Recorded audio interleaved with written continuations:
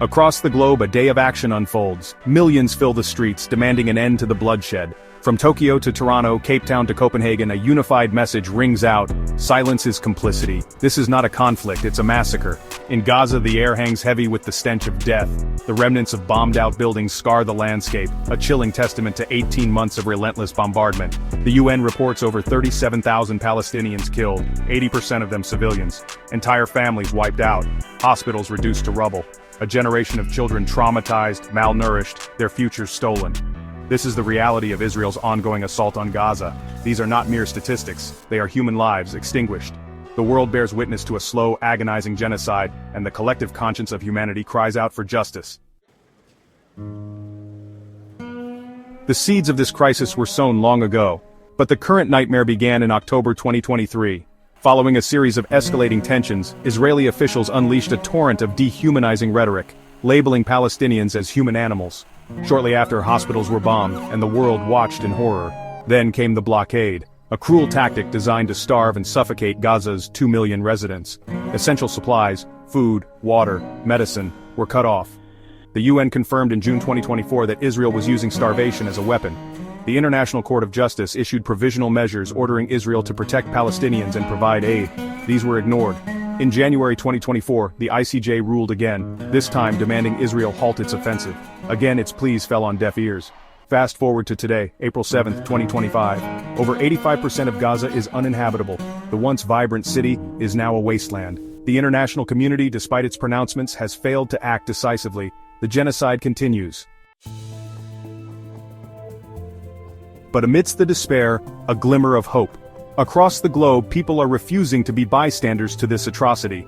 The boycott, divestment, and sanctions movement has gained unprecedented momentum, striking at the heart of Israel's economy. Major corporations feeling the pressure of consumer boycotts are severing ties with Israel. Cultural icons are refusing to perform in the country. The message is clear: there can be no business as usual while apartheid and genocide reign. Dock workers, in a powerful act of solidarity, are refusing to handle Israeli cargo. These labor strikes, strategically coordinated across continents, are crippling supply chains and costing Israel billions. The Israeli cabinet, in leaked minutes, expresses growing alarm at the effectiveness of these boycotts. The BDS movement, once dismissed as a fringe group, has become a force to be reckoned with. Today's global shutdown is the culmination of months of grassroots organizing. It's a testament to the power of ordinary people, united in their outrage, to demand change. Students, inspired by the courage of Palestinian youth, have spearheaded campus occupations, transforming their universities into hubs of resistance. Transport hubs in major cities are paralyzed as workers walk off the job in solidarity. Their message resonates: an economy complicit in genocide cannot function. Outside weapons factories, activists stage die-ins, their bodies a stark reminder of the human cost of the arms trade. Police radios crackle with reports of mass demonstrations converging on financial districts, the nerve centers of global capitalism. This is a shutdown of conscience, a refusal to be complicit, a resounding declaration that the world will no longer tolerate Israel's crimes against humanity. Section 5. The Information War. For decades, Israel has controlled the narrative, using its sophisticated propaganda machine to justify its oppression of Palestinians. But the tide is turning. Armed with smartphones and a burning desire to tell their stories, Palestinians in Gaza have become citizen journalists, broadcasting the horrors of the siege to the world. Social media platforms, once dominated by Israeli narratives, are now flooded with images and videos of Israeli war crimes. The world is finally seeing the reality of Israel's occupation, the brutal home demolitions, the daily humiliations at checkpoints, the killing of unarmed protesters, and it is responding with outrage and condemnation. Israel's attempts to discredit these voices as propaganda or lies are failing. The truth is out there, and it is undeniable. The information war is being won by the victims. Israel's sense of impunity stems from decades of unchecked aggression, shielded by powerful allies, chiefly the United States. Time and again, the US has used its veto power at the UN Security Council to block resolutions condemning Israeli human rights abuses. This unwavering support has emboldened Israel, allowing it to operate with impunity, secure in the knowledge that its actions will have no meaningful consequences. The International Criminal Court has issued arrest warrants for Israeli and Hamas leaders for war crimes and crimes against humanity. But without international pressure, these warrants remain unenforced.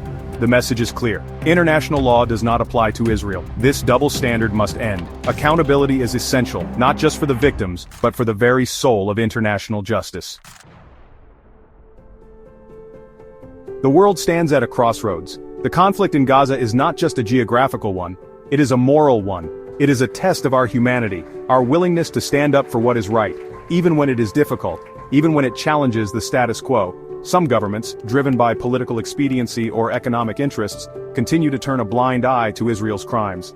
Others, emboldened by the growing global movement for Palestinian liberation, are finally finding their voice. This is not about taking sides. It is about standing on the side of justice, of human rights, of equality. It is about recognizing that silence in the face of oppression is not neutrality, it is complicity. The images from Gaza are seared into our collective memory. The lifeless bodies of children pulled from the rubble, the inconsolable grief of parents who have lost everything, the utter devastation of a land once full of life. We cannot claim ignorance. We cannot say we did not know. The evidence is overwhelming, the cries for help impossible to ignore. We must ask ourselves, what will our legacy be? Will we be remembered as the generation that stood by and watched as a genocide unfolded? Or will we be remembered as the generation that found its voice, that stood up for justice, that demanded an end to the bloodshed? The fight for justice in Palestine is a marathon, not a sprint.